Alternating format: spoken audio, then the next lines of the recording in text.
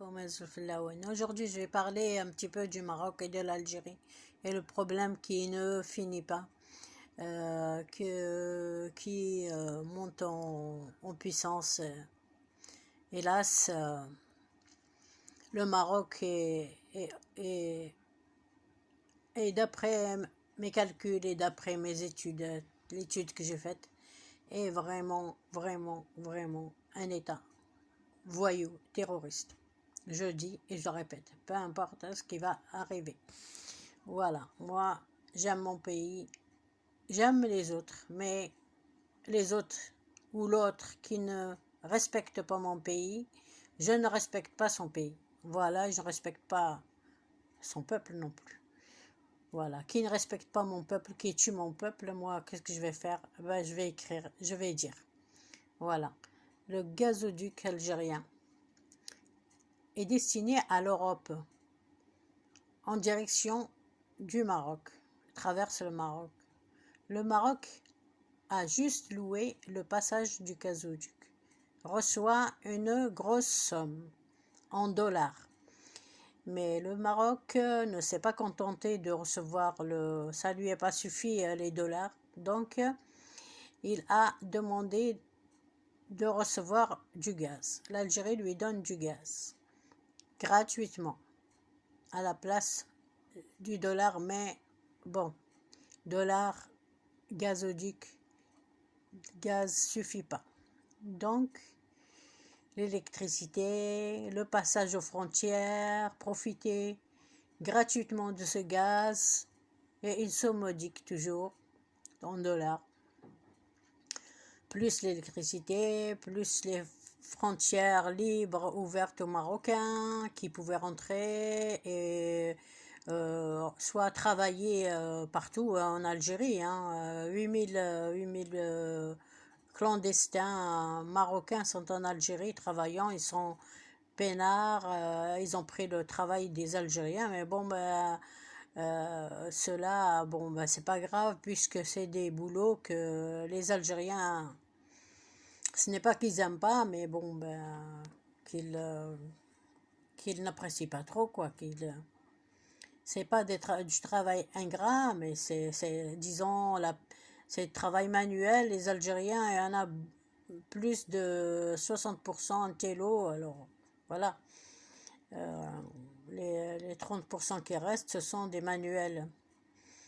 Donc voilà, on a besoin d'une main-d'œuvre et la main-d'œuvre, elle travaille chez des gens, dans des familles, etc. Voilà. Dommage qu'ils auraient pu soit les renvoyer chez eux, ou soit les régulariser pour qu'ils soient en règle en Algérie, qu'on sache qui habite en Algérie, qui n'habite pas en Algérie. Voilà. Donc je disais que le Maroc profitait du gazoduc algérien, parce qu'il passe par chez lui, traversant la Méditerranée et allant vers l'Espagne et l'Europe. Jusque-là, il n'y avait pas de problème, tout le monde profitait. L'Algérie vendait son pétrole et le Maroc en profitait, mais c'est bon. Voilà. Et ensuite, le Maroc, durant la décennie noire, n'a pas fait de bonnes choses pour les Algériens, n'a pas aidé, n'a pas ouvert ses frontières pour recevoir les plus fragiles, il n'a pas apporté même pas une aide alimentaire alors qu'on manquait beaucoup. Des choses de fait. Le roi de l'époque n'était pas très correct parce qu'il recevait sur son sol des gens qui terrorisaient le peuple algérien, qui le tuaient le peuple algérien d'une façon horrible. Et les recevaient chez eux, ils étaient logés dans des villas, de belles villas et tout ça. Il y a un gars qui est le chef spirituel du GIA, qui est le groupe terroriste de l'époque, qui terrorisait les populations algériennes. En fait, ils terrorisaient tout le monde, ils terrorisaient pas que le gouvernement, ils terrorisaient tout le monde, quoi. C'était tout le monde qui passait, tout le monde qui passait. Et, il y avait des bombardements de toutes parts, des bombardements, des tueries, des égorgements, c'était l'horreur, quoi. Et les Algériens, à l'époque, ils étaient t'avais à 17 heures, tout le monde rentrait chez soi, le matin à 8 heures, commençait à travailler, tout était limité, tu n'avais pas la radio, tu n'avais pas la télé, c'était terrible, tu pouvais même pas aller à une fête, il n'y avait pas de aucune liberté en fait. Le GIA avait pris le dessus sur l'Algérie et le chef spirituel, les trois chefs spirituels étaient non seulement des chefs spirituels, mais des bourreaux. Alors qu'il y avait un gouvernement qui ne pouvait pas faire face tout seul. L'armée s'est interposée, mais l'armée, on en a perdu beaucoup de militaires dans des embuscades, En fait, c'était terrible, c'était l'horreur, l'horreur, l'horreur. Personne n'aurait accepté ça dans son pays. Les Algériens étaient forts, c'est un peuple courageux, c'est un peuple qui reçoit des coups, mais sans donner. Voilà. Je suis désolée, je suis un peu émue parce que quand je pense aux Algériens, tout ce qu'ils ont vécu depuis longtemps, depuis très longtemps, ils ont vécu l'enfer et ça continue jusqu'à maintenant. Le Maroc bombarde c'est pas, même pas des soldats, c'est des commerçants qui, avec leurs camions, ont été livrés des marchandises et revenus en rapportant quelques céréales et qu'ils n'avaient rien dans leur camion, il n'y avait pas d'armes, rien du tout, ils les ont bombardés sans pitié, bombardés comme ça, faire une frappe chirurgicale sur des êtres humains, vous vous rendez compte l'état des personnes, la terreur qu'ils avaient vécue, ces pauvres gens. Ces pauvres hommes, imaginez-vous, vous brûlez le doigt, qu'est-ce que vous allez ressentir? Vous allez ressentir quoi quand vous brûlez le doigt? C'est terrible, vous avez mal. Mais ces gens-là ont été bombardés d'en haut et ils les ont brûlés vifs. C'est terrible. Le Maroc est un État voyou, est un État terroriste et il fait passer... Il est manipulateur, ils sont manipulateurs, ils manipulent tout le monde, y compris même les États les plus forts, il les manipule, en fait, jusqu'à maintenant, on n'a pas compris on n'a pas trouvé la solution, comment agir avec eux. Faire la guerre avec eux, c'est nos frères, enfin c'est nos frères maintenant, c'est nos frères ennemis, mais faire la guerre avec eux, perdre son temps dans une guerre sanglante, ça sert à quoi?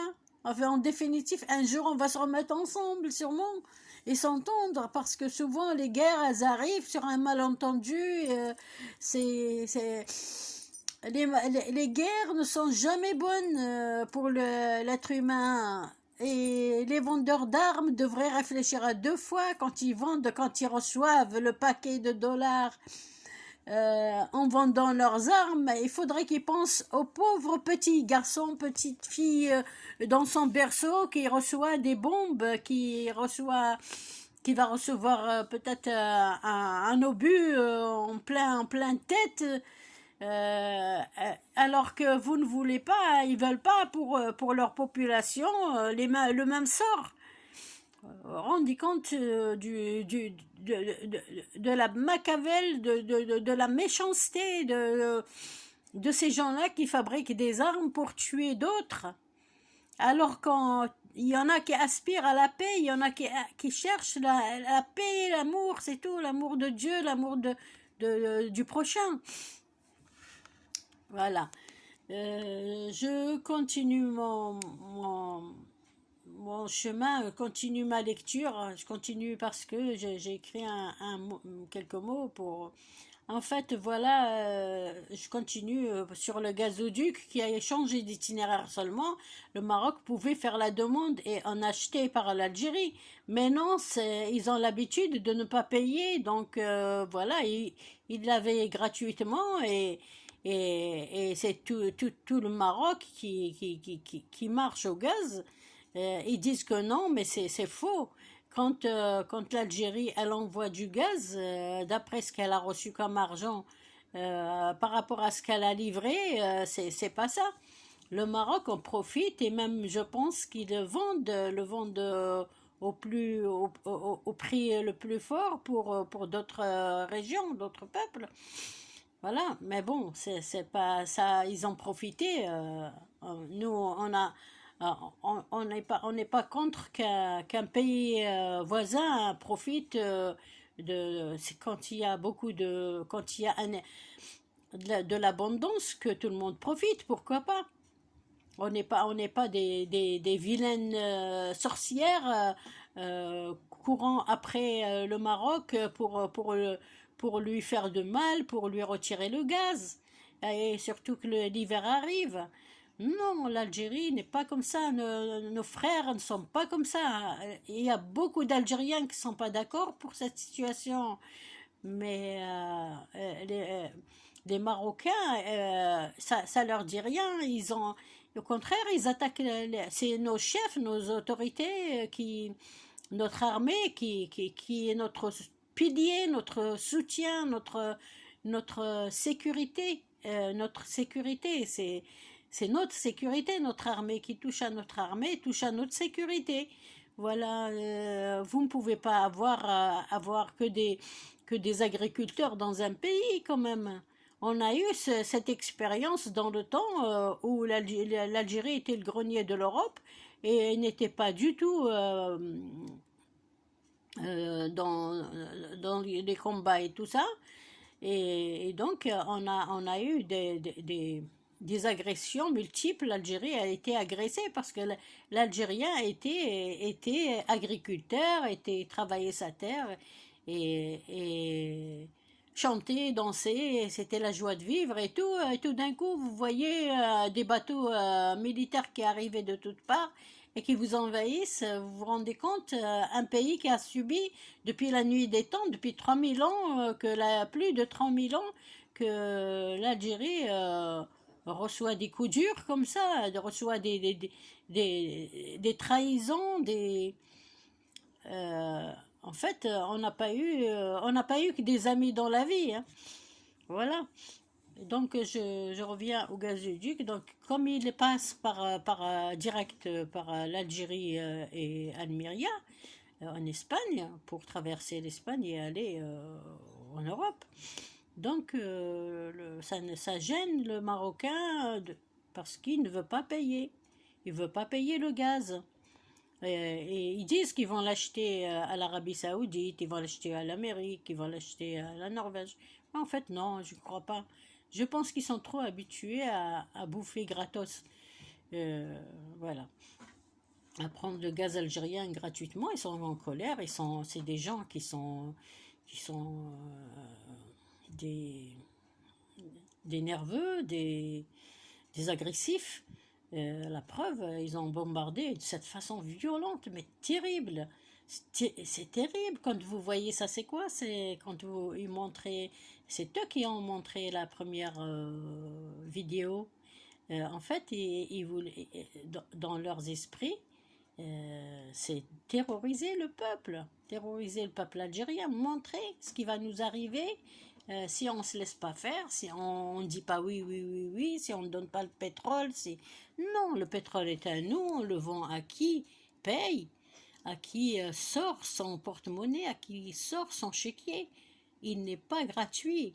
L'Algérie doit se construire parce qu'il nous manque tellement de choses. Le peuple algérien manque tellement de choses. Le président algérien actuel veut que l'Algérie se construise, veut construire avec son gouvernement et avec l'armée, avec tout le monde, avec le peuple, construire notre pays, être au même niveau que beaucoup, avoir à manger à sa faim, avoir de quoi s'habiller, de quoi s'abriter, avoir aussi de l'argent, avoir des voitures, avoir tout ce qu'il faut, comme tout le monde, ressembler à monsieur tout le monde, pas être toujours au plus bas de l'échelle et être et mendier chez les gens. On n'a jamais mendié, mais bon, c'est ce qui va arriver si c'est ce qu'ils cherchent le Maroc à faire, juste pour se venger, parce qu'on soutient le Sahara occidental. Mais le Sahara occidental, en fait, euh, le Sahara occidental, il appartenait à l'Espagne. L'Espagne avait la main dessus pendant 300 ans et comment dire, et le jour où il fallait arrêter la colonisation des pays, les États, les Nations Unies ont décidé que c'est fini, que chaque pays soit rendu à ses propriétaires originaires. L'Espagne était restée là et le Sahara occidental, les Sahraouis, qui sont un peuple un peu disons, à part, c'est un peuple à part, c'est pas des Marocains, c'est un peuple qui vivait de l'agriculture, un petit peu de tout. Ils échangeaient des produits alimentaires avec l'Algérie, avec la Mauritanie, avec le Maroc. Ils rentraient même au Maroc. Il y en a des Sahraouis qui sont nés même au Maroc, qui ont vécu au Maroc. Mais ils sont un peuple à part. Essentiel des Sahraouis, c'est un peuple à part. Même le langage, il est différent, leur façon de faire. La physionomie n'est pas du tout, il ne ressemble pas aux Marocains, c'est un peuple à part. Il ressemble plutôt aux Mauritaniens. Euh, et le Maroc, comme il y a beaucoup de richesses, surtout poissons et tout ça, la mer Atlantique, elle est bourrée de gros poissons et tout ça. Donc le Maroc, il a mis la main sur le sur les richesses du Sahara occidental, le, mais les Sahraouis veulent leur indépendance, veulent vivre leur autonomie. Nous, ça ne regarde pas, on s'en fout. Si les Sahraouis décident demain de partir au Sahara, vivre avec les Marocains, vivre en tant que Marocains, bon, non, on s'en fiche, qu'ils aillent. Mais eux, ils veulent pas, justement. Ils se distinguent autrement. Ils disent qu'ils sont pas marocains. Vous ne pouvez pas dire de nous que nous sommes marocains. Vous ne pouvez pas dire à un Algérien que tu es marocain. On ne peut pas dire à un Tunisien qu'il est algérien. Le Tunisien est tunisien. On ne peut pas dire à un Français qu'il est allemand.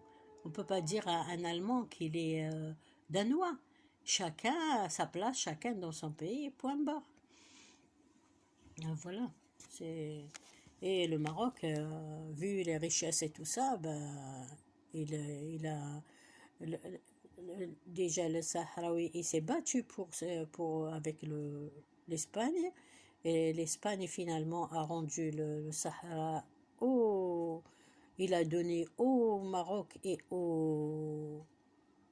à la Mauritanie, ils l'ont partagé en deux. Et le roi du Maroc de l'époque, il a proposé à l'Algérie, en fait, de prendre une part. Il a dit, on partage ce pays en trois, chacun il prend un morceau. Mais le président algérien de l'époque, M. Boumedienne, paix à son âme, Lui, il a dit non. Il a dit, moi, je ne prends pas. Ce pays n'est pas à moi. Ce pays a ses ayants droit. Ce sont les Sahraouis qu'on leur rende. C'est tout. La Mauritanie s'est retirée et le Maroc a fini par envahir complètement le Sahara occidental. Et il a massacré beaucoup de Sahraouis qui se sont rebellés. Beaucoup se sont enfuis vers l'Algérie. L'Algérie, qu'est-ce qu'elle a fait? Elle les a hébergés et jusqu'à maintenant, ils sont en Algérie. Ils sont, ils travaillent, ils ont des rentes mensuelles, ils sont aidés, ils sont nourris, logés, blanchis, comme on dit. Et donc voilà. Et ils continuent. Ils ont le Polisario qui les représente et c'est leur armée qui se bat pour récupérer le pays.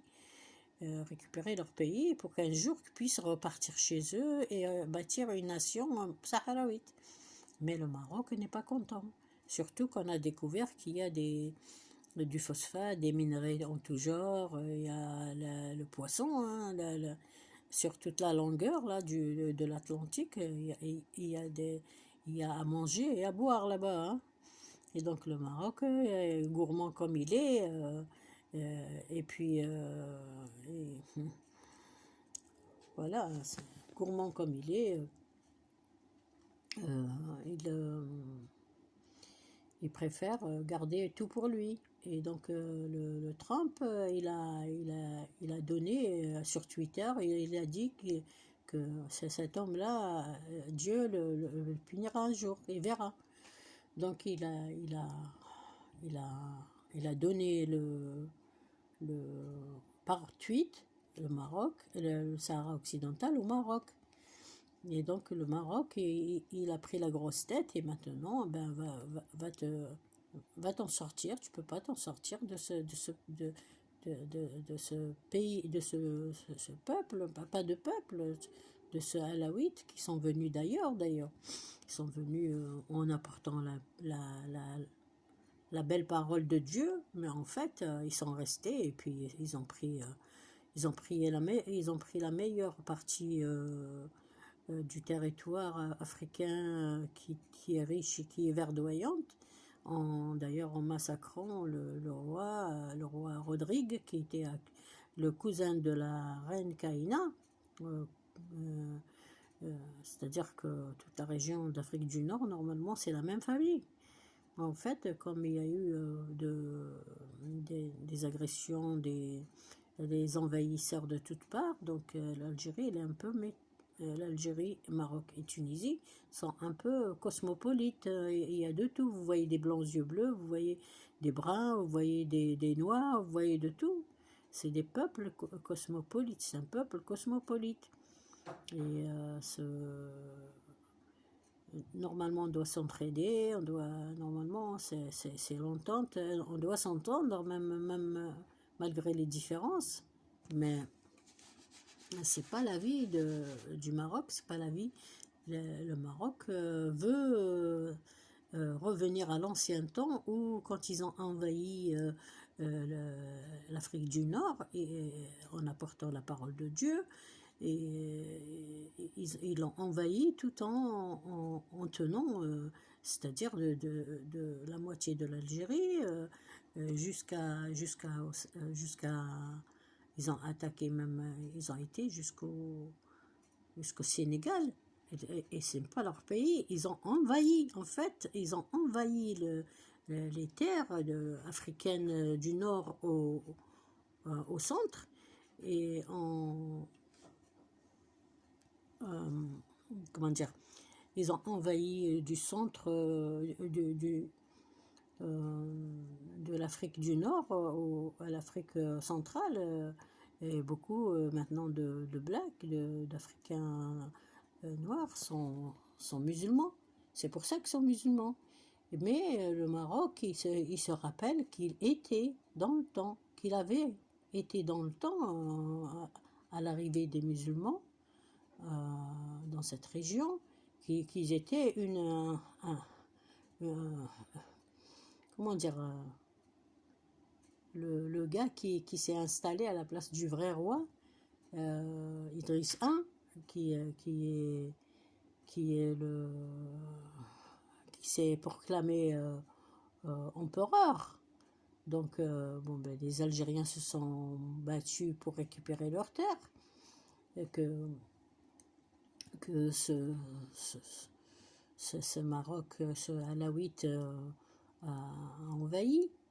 Aussi le Sahara, les Blacks, ils ont récupéré leurs terres, la Mauritanie a récupéré sa terre. Donc le Maroc, il a choisi la plus belle et la plus verdoyante région, les terres les plus fertiles et tout ça, hein, au bord de la mer. Donc ça les arrangeait bien de vivre là. Et maintenant, c'est-à-dire, c'est trop petit pour eux. Et donc, voilà, et ils veulent s'agrandir de nouveau. Mais c'est pas comme ça qu'il faut faire. S'ils veulent s'agrandir, c'est en s'entendant avec le voisin, quitte à s'entendant, c'est pas que récupérer des terres qui ne sont pas à lui. C'est de faire, de s'associer, d'être une même famille, d'être comme ils étaient les peuples de cette région autrefois. Ils étaient le même peuple, ils mangeaient tous ensemble, ils vivaient tous ensemble. Bon ben, vous connaissez des histoires de cette région, de toutes les régions d'ailleurs. Ça bouge, ça bouge, hein, ça bouge beaucoup. Hein. De toute façon, le Maroc, il dit qu'il est impérial et qui a toute cette région-là qui est à lui.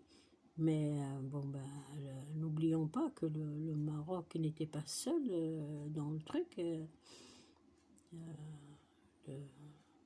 il y avait, il y avait, il y avait les musulmans sont partis jusqu'à la moitié, jusqu'en Europe. Et ils ont pris l'Espagne, ils ont pris pas mal de villes françaises jusqu'à Poitiers, jusqu'au jour où Charlemagne il est venu leur fracasser le crâne en les renvoyer chez eux. Eux et d'autres qui étaient là, qui sont venus d'ailleurs et qui ont pris les, qui ont pris le pouvoir et ont pris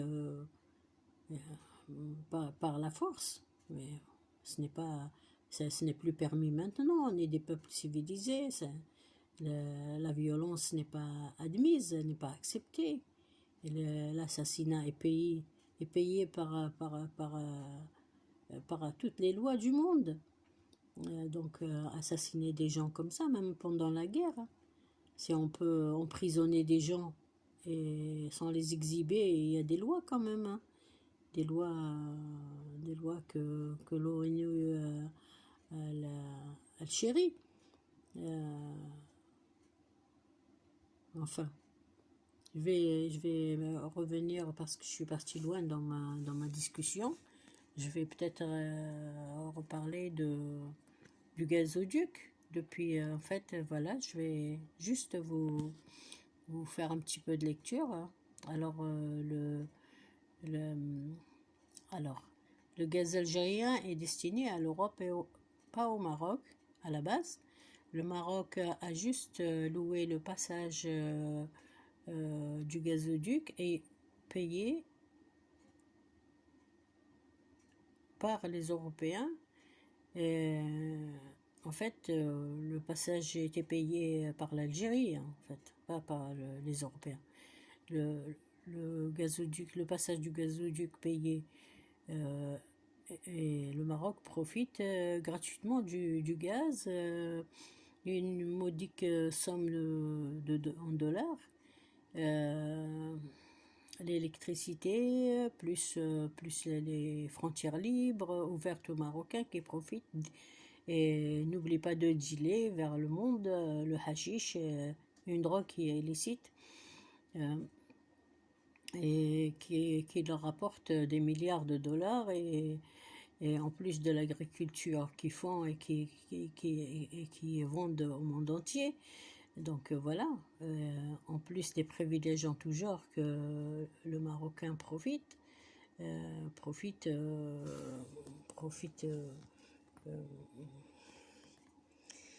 profitent, hein. Ils profitent de d'user. Donc voilà.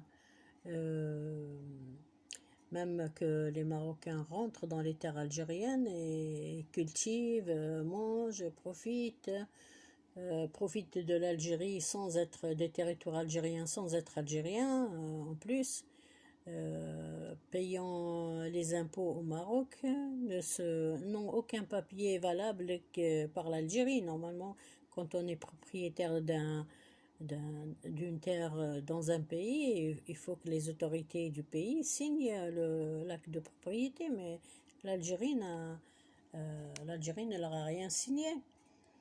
Voilà, elle les a laissés faire pendant la décennie noire, là, parce qu'on avait autre problème à régler. Voilà, puis euh, voilà, ils payent les impôts au Maroc et ils subsistent en Algérie, ils profitent, voilà.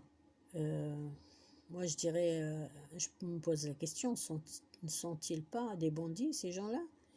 Alors, voilà. Donc, le contrat arrive à expiration fin octobre. Le Maroc a vraiment agi très mal et a fait des choses qu'il ne reconnaît pas d'ailleurs, des actes infâmes. Et l'Algérie voulait renouveler le contrat, mais bon, le Maroc ne cessait d'insinuer par Bourita et par leur soi-disant diplomate et par leur analyste infâme Slimi qui n'a cessé de répéter, tout en manquant de respect à l'armée algérienne, au président algérien qui est parti se soigner pour Covid en Allemagne. Ils n'ont pas arrêté de dire des choses terribles par leur batterie de mouches électroniques. On les appelle les mouches électroniques. En fait, c'est une expression arabe. Une doubab, ça s'appelle doubab électronique. C'est une guerre électronique contre l'Algérie. Une agression verbale dans une vidéo, en fait, et on leur donne une feuille écrite et puis ils la lisent rapide et ensuite ils insultent et tout ça. Et des fois c'est dans des directs, ensuite bon ben on va voir ta mère quoi. Ils s'en fichent et que tu cognes ta tête contre le mur quand tu entends des méchancetés comme ça contre ton pays, contre ta patrie, les autorités qui maintiennent le pays debout, non, qui essayent de faire leur possible. Non, c'est pas comme ça que ça se passe, hein.